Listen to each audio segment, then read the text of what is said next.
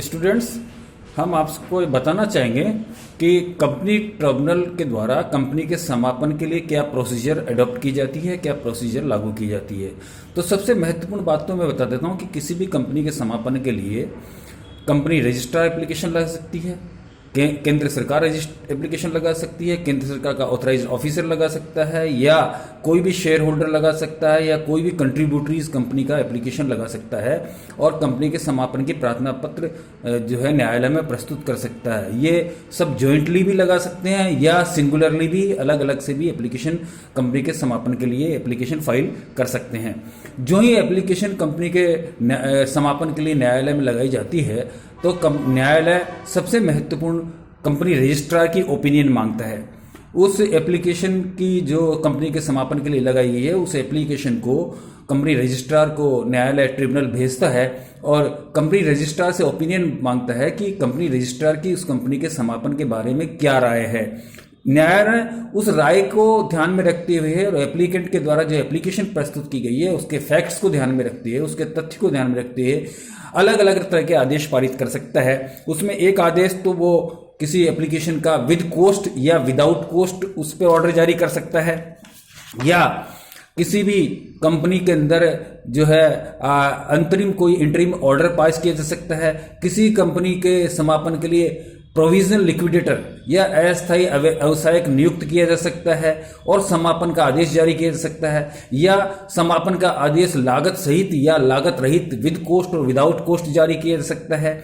और इसके अतिरिक्त न्यायालय जो भी उचित समझे उस तरह का आदेश न्यायालय के डिस्क्रिशन पे पारित किया जाता है। लेकिन ये आदेश एप्लीकेशन फाइल होने के विद इन 90 डेज के अंदर न्यायालय को पारित करना होता है। इसके बाद में कंपनी को लीगल नोटिस दिया जाता है। न्यायालय चाहे तो कंपनी को लीगल नोटिस दे सकता है या कंपनी को अपने फैक्ट्स और फिगर प्रस्तुत करने का मौका दिया जा सकता है और तब तक के लिए टेम्परेरी लिक्विडेटर या अस्थायी व्यवसायिक की नियुक्ति न्यायालय कर सकता है।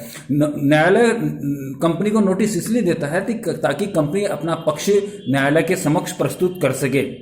और इसके अतिरिक्त कंपनी न्यायालय चाहे तो कंपनी को आवश्यक निर्देश पारित कर सकता है कि कंपनी का समापन का मामला बनता है और 30 दिन में कुछ डॉक्यूमेंट्स या कोई फैक्ट्स या फिगर कंपनी को प्रस्तुत करनी है तो न्यायालय के समक्ष प्रस्तुत करें।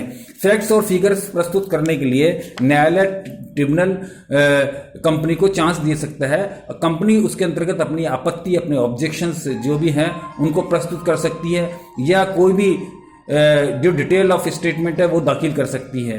लेकिन विशेष परिस्थितियों में ये अवधि 30 दिन की होती है, लेकिन 30 दिन से ज़्यादा भी कंपनी चाहे तो इसको बढ़ा सकती है।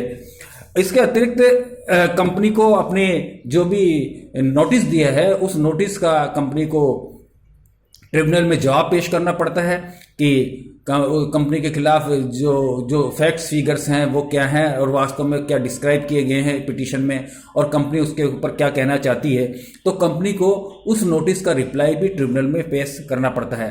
इसके बाद में अगर न्यायालय उचित समझे तो ऐसी स्थिति में कंपनी के समापन की कार्यवाही चालू कर सकता है और उसके लिए टेम्परेरी या प्रोविजनल लिक्विडेटर या अस्थायी व्यवसायक की नियुक्ति की जा सकती है। लेकिन अस्थायी व्यवसायिक की नियुक्ति के साथ साथ इसकी सूचना न्यायालय को कंपनी रजिस्ट्रार को भी देनी पड़ती है।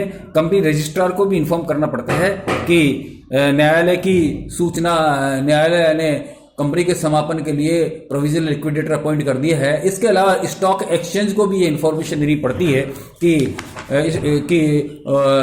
टेम्परेरी लिक्विडेशन के लिए कंपनी ने लिक्विडेटर का अपॉइंटमेंट कर दिया है।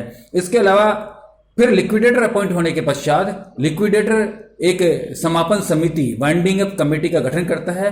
वो कमेटी और लिक्विडेटर दोनों मिलकर कंपनी के समापन की कार्यवाही करते हैं और कंपनी के एसेट्स को मोनेटाइज करके और एसेट्स का डिस्पोजल करते हैं और कंपनी के डेट्स का चुकारा करते हैं। तो ये एक प्रोसेस है जो कि कंपनी के समापन के लिए न्यायालय द्वारा फॉलो की जाती है और उस प्रोसेस को फॉलो करके किसी भी कंपनी के समापन की कार्यवाही की जा सकती है। तो न्यायालय ट्रिब्यूनल के जो ऑर्डर्स होते हैं वो अल्टीमेटली इफेक्टिव होते हैं। अवसायक जो होता है, प्रोविजनल जो लिक्विडेटर होता है, वो ट्रिब्यूनल के दी गई पावर्स के अंतर्गत कार्य करता है और उसी पावर्स के अंतर्गत न्यायालय से उससे संपर्क बनाए रखता है। तो ये एक ब्रीफ में मैंने प्रोसेस बताई कि कंपनी के समापन की क्या प्रोसेस फॉलो की जाती है। Thank you.